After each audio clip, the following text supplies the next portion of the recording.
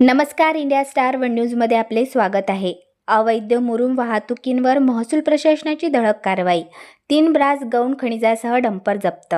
भुसावळ तहसीलदार यांच्या नेतृत्वाखाली महसूल विभागाने अवैध गौण खनिज मुरुम उत्खनन व वाहतुकीविरोधात मोठी कारवाई करत सुमारे 3 ब्रास अवैधरित्या उत्खनन केलेले गौण खनिज मुरुम वाहून नेणारा डंपर जप्त केला.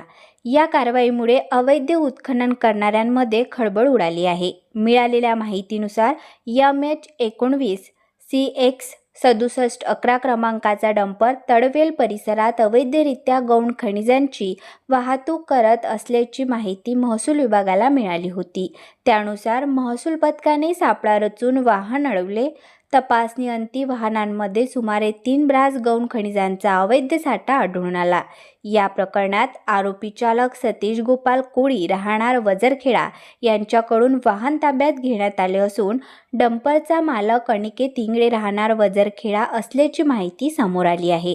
संबंधितांकडे आवश्यक परवाने व वैध कागदपत्रे नसल्याने वाहन जप्त करण्यात आले असून महसूल नियमानुसार दंडात्मक कारवाईची प्रक्रिया सुरू करण्यात आली आहे.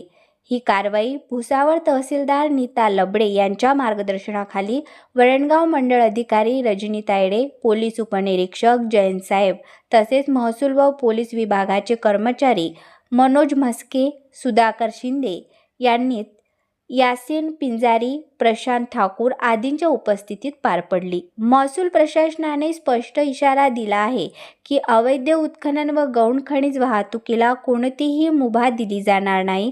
नियमांचे उल्लंघन करणाऱ्याविरुद्ध कठोर कारवाई सुरूच राहणार.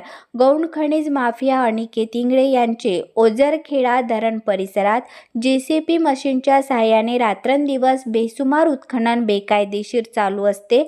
डंपर ड्रायव्हरवर कारवाई होते तसेच मेन सूत्रधार मालकावरही कारवाई करण्याचे नागरिकांमध्ये बोलले जाते. मुख्य संपादक संदीप सुरवाडे यांचा रिपोर्ट, जळगाव.